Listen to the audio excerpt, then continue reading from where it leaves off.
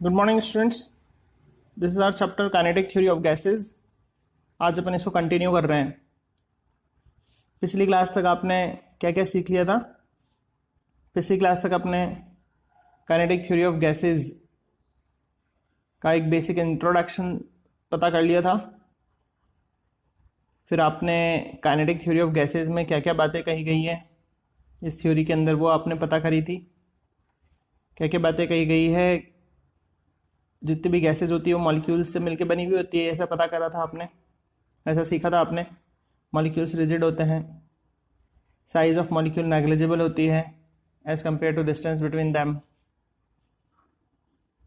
Continuously motion में रहते हैं पार्टिकल, वो एक दूसरे से टकराते हैं, साथ में दीवारों से भी टकराते हैं जिस कंटेनर में उनको भरा हुआ है। इनका कोलिजन परफेक्ट इलास्टिक है और distance between two successive collision को क्या बोलते हैं? Free path. कोलिजन इंस्टेंटेनियस होता है। फिर आपने गैस लॉ पढ़े थे। पहला बॉयल्स लॉ, प्रेशर और वॉल्यूम इन्वर्सली होते हैं, मतलब पीवी बराबर कांस्टेंट। सेकंड लॉ सीखा था चार्ल्स लॉ। चार्ल्स लॉ में क्या सीखा था? वॉल्यूम टेम्परेचर पे डिपेंड करता है, अगर टेम्परेचर बढ़ाओगे तो गैसों का वॉल्यूम भी बढ़ेगा। इसके बाद गैलुसाक लॉ, इसमें क्या सीखा? प्रेशर टेम्परेचर के प्रोपोर्शनल होता है, टेम्परेचर बढ़ाते हैं तो प्रेशर भी बढ़ता है। उसके बाद आपने एवोगैड्रो लॉ सीखा कि अगर नंबर ऑफ मोल्स ज़्यादा होंगे तो गैस वॉल्यूम भी ज़्यादा ऑक्यूपाई करेगी at constant temperature and pressure. फिर आइडल गैस इक्वेशन सीखी थी। वॉल्यूम, आपको ये तीन चीज़ें तो पता हो गई है। बॉयल्स लॉ के अकॉर्डिंग वॉल्यूम प्रेशर के इनवर्सली होता है। चार्ल्स लॉ के अकॉर्डिंग वॉल्यूम टेम्परेचर के डायरेक्टली प्रोपोर्शनल होता है। एवोगैड्रो लॉ के according volume number of mole के डायरेक्टली प्रोपोर्शनल होता है। इन सबको साथ में ले लिया था आपने, तो NT बाई P आ गया था V प्रोपोर्शनल में। प्रोपोर्शनल का साइन हटाया तो कांस्टेंट R लगाया है। इसे गैस कांस्टेंट बोलते हैं। कभी R की वैल्यू निकालनी पड़े तो इस फॉर्मूले से निकाल लेंगे, PV बाई NT। लेकिन ये R की वैल्यू STP पे बताई जाती है, standard temperature pressure. Standard temperature को 0 डिग्री सेल्सियस बोलते हैं, प्रेशर को 180 m। एक मोल गैस की बात चल रही है तो उन सब डाटा इसको रखेंगे तो 8.31 आंसर मिलेगा जूल के फॉर्म में, और कैलोरी के फॉर्म में चाहिए तो डिवाइड बाय 4.2 कर दें। यहाँ तक आपने सीख लिया था। फिर बोल्ट्जमैन कांस्टेंट भी आपको बताया था कि बोल्ट्जमैन कांस्टेंट क्या होता है? गैस कांस्टेंट पर मॉलिक्यूल। एक मॉलिक्यूल का कितना है गैस कांस्टेंट, उसे बोल्ट्जमैन कांस्टेंट बोलते हैं, और इसको KB सिंबल से शो करता है। तो इसका फॉर्मूला क्या हो गया? गैस कांस्टेंट एक मोल के लिए आपको पता है, अगर एवोगैड्रो नंबर से डिवाइड कर दोगे तो एक मॉलिक्यूल का आपको पता चल जाएगा, और वो कितनी वैल्यू होती है? इतनी। देख लें अच्छे से। तो पिछली क्लास तक ये सीखा था। अब आज की क्लास में अपन सीखेंगे pressure exert by gas. Gas का मॉलिक्यूल कितना प्रेशर एक्सर्ट करता है, ठीक है? अगर किसी कंटेनर में पड़ा हुआ है गैस तो कितना प्रेशर वो एक्सर्ट करेगा। इसके लिए एक बेसिक चीज आपको पता होनी चाहिए कि मोमेंटम का फॉर्मूला होता है मास इनटू वेलोसिटी। 9th में पढ़ लिया। इनिशियल मोमेंटम मतलब mass into initial velocity. Final momentum मतलब मास इनटू फाइनल वेलोसिटी। ऐसे एक बेसिक सी चीज ध्यान रखो। अब एक इमेजिनेशन करते हैं कि किसी कंटेनर में गैस का मॉलिक्यूल है। अभी तो एक मॉलिक्यूल की बात कर रहे हैं, ऐसे बहुत सारे होंगे। वो V वेलोसिटी से इधर जा रहा है, तो जो वो इधर जा रहा है तो X कोऑर्डिनेट भी चेंज हो रहा है उसका, Y कोऑर्डिनेट और Z कोऑर्डिनेट तीनों चेंज होंगे, ऐसा आप मैथ्स में जानते ही हो, ठीक है? तो X Y Z तीनों में चेंजेस आएंगे। जा इधर रहा है, लेकिन जब वो ऊपर जा रहा होगा तो उसका X कोऑर्डिनेट बदलेगा कि नहीं बदलेगा? मान लो इस जगह पर है तो X कोऑर्डिनेट यहाँ पर नीचे देखोगे ना आप, Y कोऑर्डिनेट यहाँ देखोगे ना, यहाँ पर आया तो X कोऑर्डिनेट यहाँ देखोगे, Y कोऑर्डिनेट यहाँ देखोगे।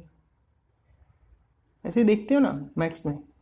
तो जब अगर आपने V वेलोसिटी से फेंका है तो उसका X कोऑर्डिनेट और Y कोऑर्डिनेट और Z कोऑर्डिनेट तीनों साथ साथ बदल रहे होंगे।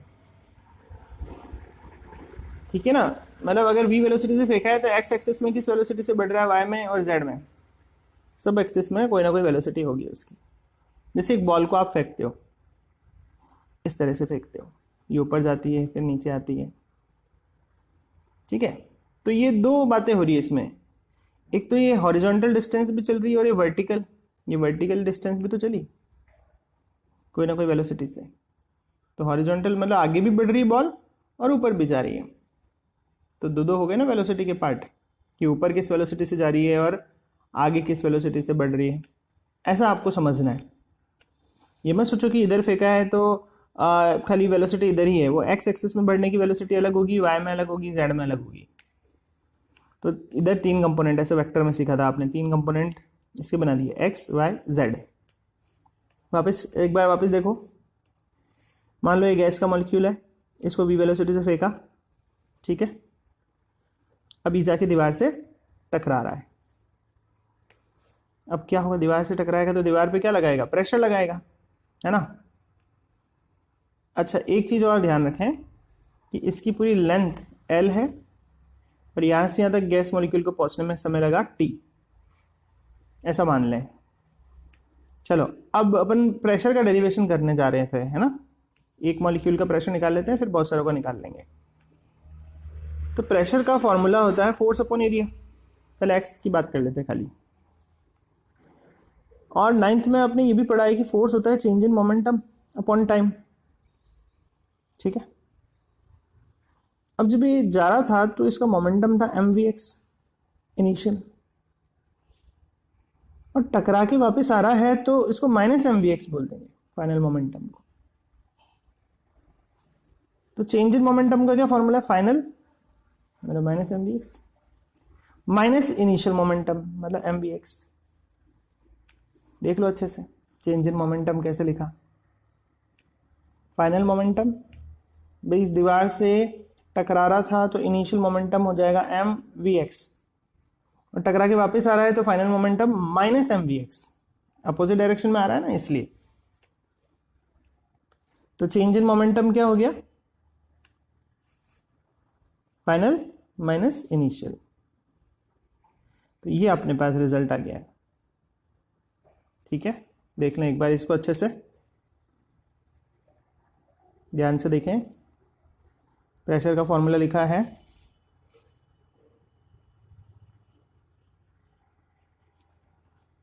एक्स एक्सिस में कितना प्रेशर लगेगा ये लिखा हुआ है। चलो अब ये थोड़ा सा इसको और आगे बढ़ाते हैं, यहाँ पर आ जाए। यहाँ पे खाली मैग्नीट्यूड ले लिया, माइनस साइन नहीं लिया मैंने, ओनली मैग्नीट्यूड की बात कर रहा हूँ। 2 लिख दिया, m लिख दिया, vx लिख दिया, ऐसे कैसा a लिख दिया। टाइम को लिख दिया डिस्टेंस अपॉन स्पीड। मान लो कि ये गैस का मॉलिक्यूल यहाँ टकराया दीवार पे और वापस से आया, तो डिस्टेंस कितना चला, l और l 2l, जहाँ से स्टार्ट कर रहा है वहाँ पे मान रहे हैं वापस आ रहा है। डिस्टेंस कितना चल दिया 2l, और किस वेलोसिटी से सारा मोशन हो रहा है, vx। तो टाइम को मैं लिख सकता हूँ डिस्टेंस मतलब 2l अपॉन स्पीड। देखें ये अच्छे से, टाइम को क्या लिख सकते हैं, डिस्टेंस अपॉन स्पीड लिख सकते हैं। डिस्टेंस को 2l क्यों लिखा, क्योंकि टक्कर हुई और वापस आया, जहाँ से स्टार्ट करा था वहाँ से वापस वहीं पे पहुँचाना है। तो टाइम कितना लगा, टाइम को क्या बोलेंगे, टोटल डिस्टेंस अपॉन स्पीड, ठीक है। आगे समझ में। चलो अब आगे बढ़ते हैं। अब देखिए ये नीचे का vx ऊपर पहुंचा दो तो vx स्क्वायर हो गया। एरिया इंटू लेंथ को क्या बोलते हैं, वॉल्यूम बोलते हैं, तो ये कैपिटल V लिख दिया वॉल्यूम। ये खाली एक मॉलिक्यूल की बात करी जिसका मास m है, ठीक है। तो एक मॉलिक्यूल कितना प्रेशर लगाएगा ये बात करी। लेकिन अगर नंबर ऑफ मॉलिक्यूल n है, बहुत सारे मॉलिक्यूल सब जाके टक्कर मार रहे हैं, तो फिर क्या लिखेंगे प्रेशर। तो उसके लिए ये टर्म आएगा एवरेज प्रेशर, px बार। 2 ऐसे कैसे लिख दो, ये स्मॉल m ऐसे कैसे लिख दो, n और यूज कर लो, n मतलब total number of molecule. vx square में भी आपको ये बार लगाना पड़ेगा एवरेज के लिए। तो बहुत सारे मॉलिक्यूल्स होंगे तो वेलोसिटी क्या लें, सबकी अलग अलग होगी ना थोड़ी थोड़ी। तो तो क्या लें, तो एवरेज।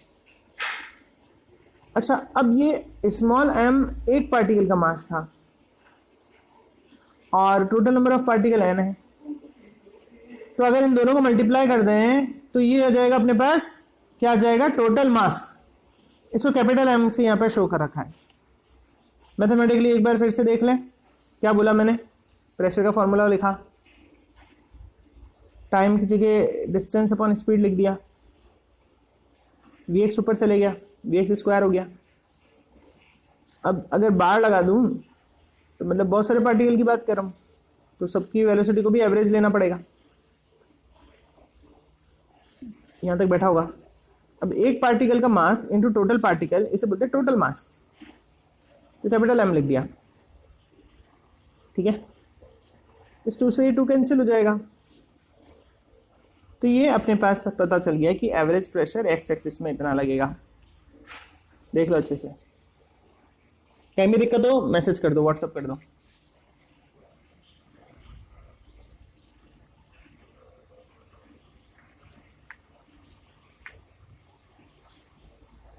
अच्छे से देख लो, नोट कर लो इसको।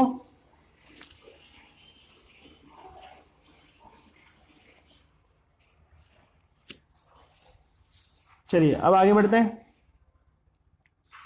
इसी तरह से अगर y एक्सिस की बात करें तो जैसे x एक्सिस में आया आंसर, वैसे ही y एक्सिस में भी लिख दो, बस vy लिख देना, और z एक्सिस में vz। अब मान लो x एक्सिस में 2 पास्कल का प्रेशर लगा रहा है, y एक्सिस में 2.1 लगा रहा है, z में 2.2 लगा रहा है, तो क्या लिखें, देखेंगे क्या कि गैस कितना प्रेशर लगा रही है। तो यहां पर अपन को लेना पड़ेगा एवरेज, तीनों को जोड़ के 3 से डिवाइड कर दें। ठीक है, ध्यान से समझते हैं, डेरिवेशन थोड़ा लंबा है लेकिन धीरे धीरे समझेंगे तो आ जाएगा। अब 1/3 तो ऐसे कैसे लिख दिया, प्रेशर x को लिख दिया mass upon volume Vx square, pressure y को लिख दिया mass upon volume Vy square, mass upon volume Vz square यहाँ लिख दिया, और मास अपॉन वॉल्यूम को बाहर निकाल के डेंसिटी लिख दिया, क्योंकि मास अपॉन वॉल्यूम तो डेंसिटी होता है। देख लो इसको अच्छे से।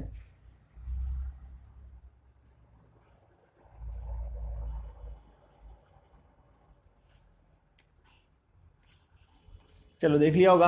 अब तुमने एक वेक्टर में एक चीज देखी थी कि रिजल्टेंट का एक फॉर्मूला देखा था, under root of a square plus B square plus C square, ऐसे यहाँ पर आ रहा है आपके पास।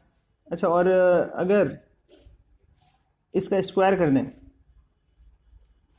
आर स्क्वायर तो वो हो जाएगा a square plus B square plus C square, है ना। 3 अगर चीजें हैं तो रिजल्टेंट को इस तरह से शो करेंगे, ऐसा वेक्टर चैप्टर में पढ़ा था। ठीक है, तो यहाँ पर भी ऐसे ही आ रहा है Vx square Vy square Vz square, ऐसे ही आ रहा है ना यहाँ पे भी टर्म, तो उसको मैं क्या लिख सकता हूँ V स्क्वायर, और ये सब एवरेज है तो ये एवरेज।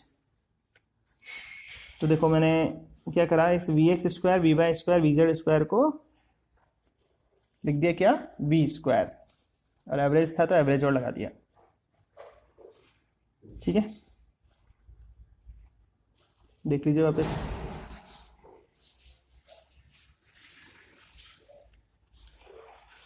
भाई ये था ना Vx square plus Vy square plus Vz square, इसको क्या लिखा, ये V था ना, ये किसके बराबर था, V के, ये बाहर बाहर बाहर, ये बाहर हो जाएगा, V इसके बराबर होता है ना भाई। जैसे R रिजल्टेंट होता है a square plus B square plus C square, ऐसे इन तीनों का रिजल्टेंट को ये लिख सकते हैं। तो इसको पढ़ना सीखो, दिस इज रूट, ये बार लगाने को बोलते हैं मीन, इसका मीन है, स्क्वायर है किसका, किसका स्क्वायर है, वेलोसिटी इसका, तो इसको बोलते हैं रूट मीन स्क्वायर वेलोसिटी। इस पूरे को क्या बोलते हैं, रूट मीन स्क्वायर वेलोसिटी। तो वी एवरेज को अपन ये भी बोल सकते हैं VRMS, मतलब रूट मीन स्क्वायर वेलोसिटी। ठीक है, वापस बैक करके देख लेना क्या बोला मैंने। तो V बार को और क्या लिख सकते हैं, VRMS, ऐसा भी नाम से पुकार सकते हैं। स्क्वायर है तो स्क्वायर ऐसे कैसे आ गया। अब मास अपॉन वॉल्यूम, ये मास अपॉन वॉल्यूम को क्या लिख सकते हैं, डेंसिटी, तो 1/3 रो VRMS स्क्वायर। ये अपने फाइनली प्रेशर का एक फॉर्मूला निकाल लिया। ये वी आर एम एस क्या है, एवरेज सभी का, वेलोसिटीज़ का। डेंसिटी तुम्हें पता ही है। तो कोई गैस कंटेनर में बढ़ रही तो इतना प्रेशर लगाएगी, तो आगे जितने भी डेरिवेशन करेंगे प्रेशर का formula 1/3 rho we R M S square लगाएंगे। यहाँ तक देख लें एक बार फिर से। ये कंटेनर था, गैस का मॉलिक्यूल था, अभी वेलोसिटी से जा रहा है, तो एक्स वाई जेड 3 कंपोनेंट बना दिए। प्रेशर निकाला एक्स एक्सिस में, फोर्स अपॉन एरिया, फोर्स जगह change in momentum by time, change in momentum को लिख दिया फाइनल माइनस इनिशियल। ठीक है, फिर इधर आ गए। यहाँ पर अपन ने क्या करा, यहाँ पर अपन ने टाइम की जगह डिस्टेंस अपॉन स्पीड लिख दिया। ये एल था और वापस रख रहा कि वापस यहीं आ रहा है, तो डिस्टेंस हो गया 2L। ठीक है, इसको सॉल्व करा तो नीचे तक पहुंच गए। एक मॉलिक्यूल के लिए निकाला था, अब एन मॉलिक्यूल के लिए निकालेंगे तो ये 12 और लगा देंगे। बाहर क्या शो कर रहा है, एवरेज, बहुत सारे मॉलिक्यूल का एवरेज। ये आंसर आ जाएगा एक्स एक्सिस में। तो जैसे एक्स में है वैसे वाई में वैसे जेड में, तो लिखें क्या, सब में थोड़ा थोड़ा वेरिएशन हो सकता है, तो लिखें क्या, तीनों का एवरेज। फिर उसके बाद अपन ने क्या करा, V X square plus V Y square plus V Z square, इनके बार को क्या लिख दिया, वी बार स्क्वायर, उसे वी आर एम एस बोलते हैं। तो finally we get the answer pressure equals to 1/3 rho we R M S square. यहाँ तक देख लें, अच्छे से नोट कर लें, धीरे धीरे एक एक स्टेप देखें, समझ में आ जाएगा। यहाँ माइनस क्यों लगाया, क्योंकि फाइनल मोमेंटम भाई आ इधर आता है, ये इनिशियल टकरा के उल्टी डायरेक्शन में जा रहा है, तो माइनस वी एक्स लिखना पड़ेगा, इसलिए माइनस एम वी एक्स आ रहा है। अब इसमें ये रो कहाँ से लिख दिया, रो डेंसिटी को डिनोट करता है। तो जब इसको इसको इसको तीनों को प्लस करोगे और एम और वी बाहर निकालोगे, तो एम और वी को डेंसिटी बोलते हैं।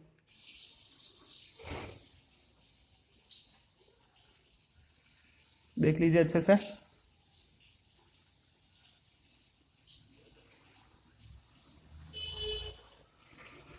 चलिए अब आगे बढ़ते हैं। नेक्स्ट टॉपिक है relation between kinetic energy per unit volume and pressure. तो प्रेशर का फॉर्मूला अभी अपन ने निकाला क्या, 1/3 rho we R M S square निकाला ना।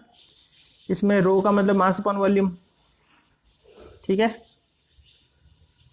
अब काइनेटिक एनर्जी यहाँ तक अपन निकाल के बैठ चुके हैं। अब काइनेटिक एनर्जी होता है हाफ एम वी स्क्वायर, बहुत सारा होगा तो वी एवरेज देना पड़ेगा। अच्छा, kinetic energy per unit volume की बात करें तो डिवाइड बाय वॉल्यूम और कर दो। ठीक है, हाफ ऐसे कैसे लिख दो कि मास अपॉन वॉल्यूम को डेंसिटी लिख दो, और वी स्क्वायर ऐसे कैसे आ गया। ठीक बात। चलो अब इक्वेशन नंबर 1 पर वापस आओ। ये प्रेशर 1 पर वापस आ जाओ। यहाँ तक दो तैयारियां करके बैठ गए, एक तो प्रेशर एक एनर्जी, ये दो अपन प्रिपरेशन करके बैठ गए। अब काम चालू करते हैं। फर्स्ट इक्वेशन को उठाओ, 1/3 वाली, बाहर 2 से मल्टीप्लाई डिवाइड कर दो। ठीक है, अब इस 2 को अंदर ले जाओ और 3 को बाहर ले आओ। तो ऐसा भी लिख सकते हैं, देख लो अच्छे से। 3 को बाहर लिया है, 2 को अंदर ले गए ब्रैकेट के, एक ही बात है। ठीक है, अब ये half M V square by V, ये कहलाता है kinetic energy per unit volume. What is this, kinetic energy per unit volume. तो इसको लिख दो। तो फाइनल आंसर क्या निकला, प्रेशर इक्वल्स टू क्या निकला, 2/3 kinetic energy per unit volume. ठीक है, देख लो एक बार अच्छे से, एक एक स्टेप को देख लो। दो प्रिपरेशन करी अपन ने, एक तो प्रेशर का फॉर्मूला लिख दिया, एक एनर्जी पर यूनिट वॉल्यूम लिख दिया। और फिर फर्स्ट इक्वेशन में 2 से मल्टीप्लाई डिवाइड कर दिया ऊपर, 2 को अंदर ले गए, 3 को बाहर लिया है। अब इसकी जगह kinetic energy per unit volume लिख दिया। तो ये चीज kinetic energy per unit volume होती है ना। तो अपन को पता चल गया कि गैसेस के लिए एक रिलेशन पता चल गया कि काइनेटिक एनर्जी पता है तो प्रेशर पता कर लेंगे, 2/3 ऑफ काइनेटिक एनर्जी। और काइनेटिक एनर्जी पता है तो प्रेशर पता कर सकते हैं कि कितना प्रेशर लगाएगी, कितना लगाएगी, इसका क्रॉस मल्टीप्लाई कर दो, 3/2 ऑफ प्रेशर। नोट कर लें यहाँ तक अच्छे से।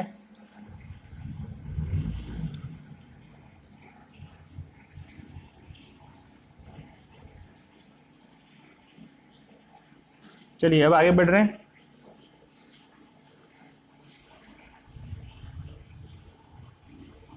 अब अपन रिलेशन देखेंगे काइनेटिक एनर्जी और टेम्परेचर में। देखिएगा, ये आपको अभी पता है प्रेशर होता है 1/3 ρ V/m²। ये फॉर्मूला डिराइव करा था। डेंसिटी को लिख दिया मास अपन वॉल्यूम। ठीक है, ये स्टेप देखो, नेक्स्ट स्टेप, ये वाली स्टेप, इस वॉल्यूम को पी के पास ले गए तो पीवी हो गया। अब पीवी तो अपन पहचानते हैं, पीवी होता है एनआरटी। एन अगर 1 मोल है तो पीवी को आरटी लिख सकते हैं। ठीक है, अब वही पहले जो करा था, ऊपर नीचे 2 से मल्टीप्लाई डिवाइड कर दो, फिर इस 2 को अंदर ले जाओ, 3 को बाहर निकाल दो, देखो ये आ गया। अब हाफ mv² को क्या बोलते हैं, काइनेटिक एनर्जी। तो काइनेटिक एनर्जी का क्या फॉर्मूला मिला, 3/2 RT। तो टेम्परेचर दिख रहा है यहाँ पर, काइनेटिक एनर्जी दिख रही है, तो टेम्परेचर के साथ काइनेटिक एनर्जी कितनी हो जाएगी, उसका फॉर्मूला है 3/2 RT। ये 1 मोल गैस का आया, यहाँ पे 1 मोल लिया था ना नीचे। अगर एक मॉलिक्यूल गैस की बात करें तो एवोगैड्रो नंबर से डिवाइड दे देते हैं, तो 1 मॉलिक्यूल का आंसर निकल जाता है।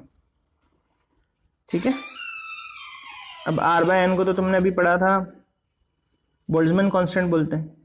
तो काइनेटिक एनर्जी को 3/2 kBT बोल देंगे। किसके लिए, एक मॉलिक्यूल के लिए। देख लें अच्छे से।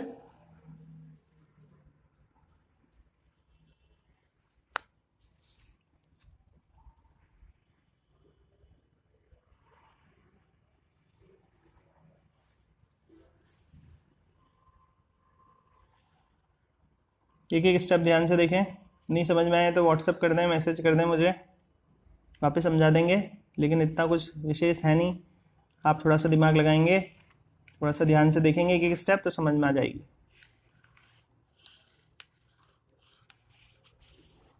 कुछ नहीं, मैक्स लगा रखी है, इधर इधर क्रॉस मल्टीप्लाई कर रहे हैं। कोई 3 × 2 को 2 बाहर निकाल दिया, 3 अंदर ले गए, काइनेटिक एनर्जी लिख दिया हाफ mv² को।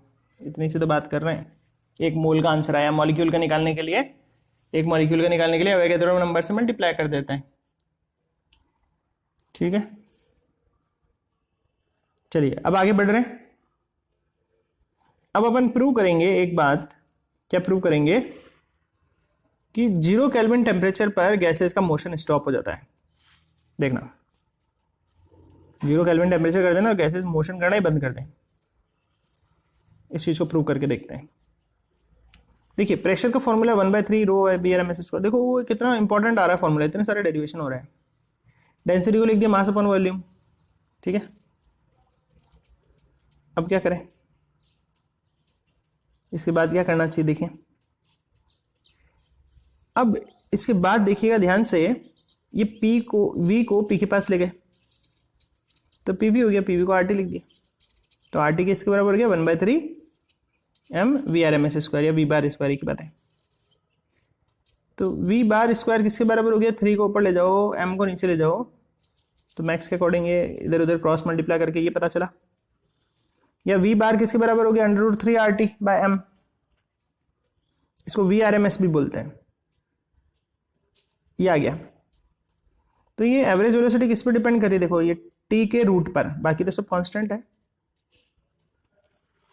अगर यहाँ T 0 केल्विन रख दें, क्या रख दें, 0, तो आंसर क्या जाएगा, 0।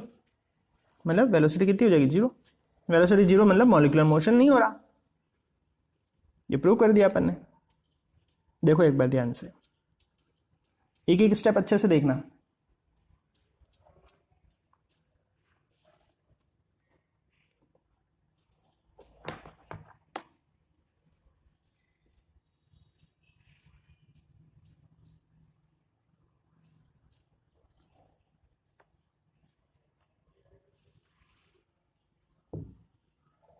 देख लीजिए अच्छे से एक एक स्टेप।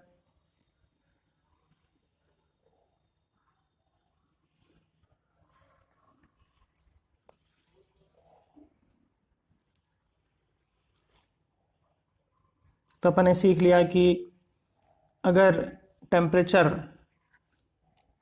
0 होगा तो वेलोसिटी 0 आएगी। वेलोसिटी 0 मतलब मोशन ही नहीं हो रहा। तो ऐसे डिराइव कर दिया अपन ने, प्रूव भी कर दिया।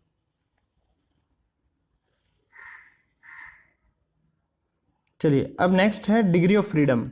इसको समझना, जैसे कोई मॉलिक्यूल है, मान लो ये रहा गैस का मॉलिक्यूल, इधर जा रहा है स्ट्रेट लाइन, ठीक है, हवा में फेंक दिया तुमने, तो उसका एक्स कोऑर्डिनेट भी बदल रहा है, वाई भी और जेड भी, तीनों कोऑर्डिनेट बदल रहे हैं, बदल रहे हैं ना भाई। तो उसकी पोजीशन बताने के लिए तुम्हें एक्स वाई जेड, एक्स भी चाहिए, वाई भी चाहिए, जेड भी चाहिए। ये लोकेशन बताने के लिए तीन कोऑर्डिनेट चाहिए ना, एक्स वाई जेड। तो इसे बोलते हैं degree of freedom. Degree of freedom क्या हो गया? It is defined as number of coordinate required to describe position of molecule. Molecule की पोजीशन बता रहे हैं उसके मोशन के दौरान, ठीक है। तो जितने कोऑर्डिनेट बताने की जरूरत पड़ेगी उसकी लोकेशन बताने के लिए, उसकी पोजीशन बताने के लिए, उसे बोलते हैं डिग्री ऑफ फ्रीडम, ठीक है। जैसे एक मोनो एटॉमिक गैस लेते हैं, सपोज करो अब ये जा रहा है, तो इसका पोजीशन बताने के लिए क्या क्या चाहिए मुझे? एक्स कोऑर्डिनेट चाहिए, वाई चाहिए और एक जेड भी चाहिए। तो इसकी डिग्री ऑफ फ्रीडम को क्या बोलेंगे? 3। ये कौन सा मोशन कर रहा है? ट्रांसलेटरी, स्ट्रेट लाइन मोशन कर रहा है, ठीक है। तो इसकी पोजीशन बताने के लिए मेरे को स्पेस में मोशन कर रहा है गैस का मॉलिक्यूल, तो 3 कोऑर्डिनेट चाहिए, एक्स वाई जेड, ठीक है। एक्स भी बढ़ रहा है, वाई भी बढ़ रहा है और हाइट भी बढ़ रही है, 3 कोऑर्डिनेट की जरूरत है अपन को, ठीक बात। तो इसे बोलते हैं डिग्री ऑफ फ्रीडम। तो किसी मॉलिक्यूल की पोजीशन बताने के लिए जितने कोऑर्डिनेट अपन को बताने पड़ते हैं वो कहलाता है फिजिक्स की भाषा में डिग्री ऑफ फ्रीडम, ठीक है। चलो अब बात करते हैं डायटोमिक गैस की। 2 मॉलिक्यूल चिपके हुए आपस में, तो इसमें भी अगर ये मोशन कर रहा है हवा में, तो 3 तो इसके ट्रांसलेटरी के लिए डिग्री ऑफ फ्रीडम हो गए, एक्स वाई जेड कोऑर्डिनेट। लेकिन ये रोटेट भी कर सकता है। 2 मॉलिक्यूल होंगे किसी एक्सिस के अराउंड, रोटेट करते हुए भी जा सकते हैं, ठीक है। तो मान लो ये एक्स एक्सिस में जा रहा है, एक्स एक्सिस में जा रहा है, तो ये रोटेट करते हुए जा सकता है इस तरह से, वाई या जेड में। भाई अगर translatory motion, straight line motion x में कर रहा है, तो वाई और जेड में रोटेट होते हुए जा सकता है। स्ट्रेट लाइन तो एक्स में जा रहा है, लेकिन वाई और जेड एक्सिस के अराउंड रोटेट करते हुए भी जा सकता है। तो 2 इसके रोटेटरी भी पार्ट हो गए। अगर एक्स में जा रहा है तो वाई जेड में रोटेट करते हुए जा सकता है, जेड में जा रहा है तो एक्स और वाई के अकॉर्डिंग रोटेट करते हुए जा सकता है। मतलब 2 इसके रोटेटरी पार्ट भी हो गए।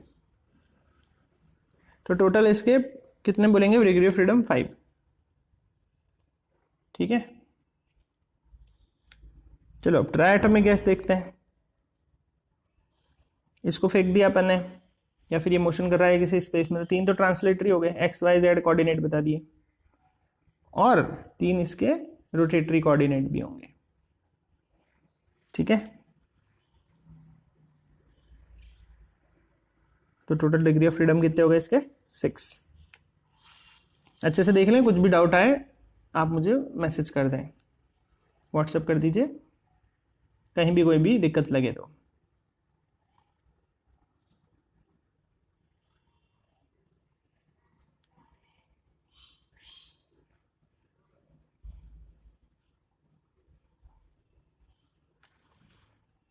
देख लें अच्छे से।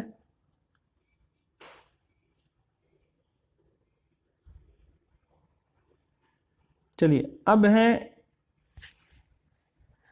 अगला है टॉपिक जिसमें अपन सीखेंगे लॉ। एक लॉ जानने का, लॉ सिखा रहा हूं आपको, लॉ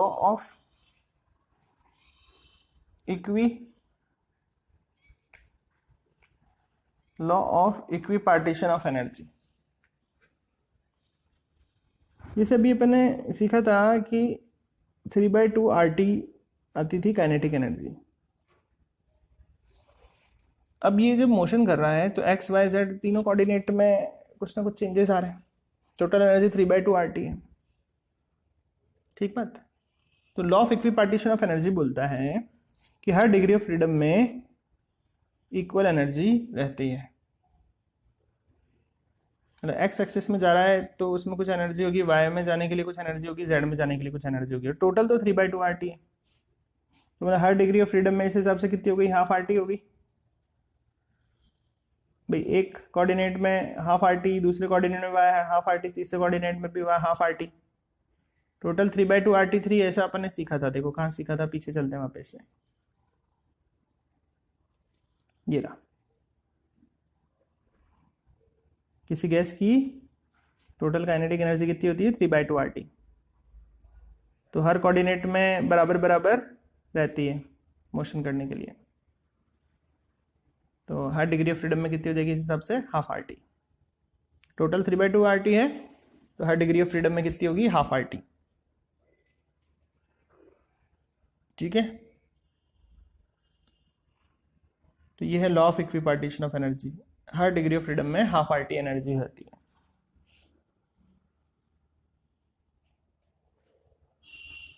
ठीक बात। तो कितनी रहती है हर डिग्री ऑफ फ्रीडम में एनर्जी, हाफ RT। ये अपने को याद रखना है। अगर अपने से पूछा जाए मोनो एटॉमिक, डायटॉमिक और ट्राइएटॉमिक गैस के लिए स्पेसिफिक हीट के रिलेशन पूछे जाएं तो वो भी अपन को करना है। वो अपन इसके नेक्स्ट क्लास में सीखेंगे। ठीक है, गुड बाय।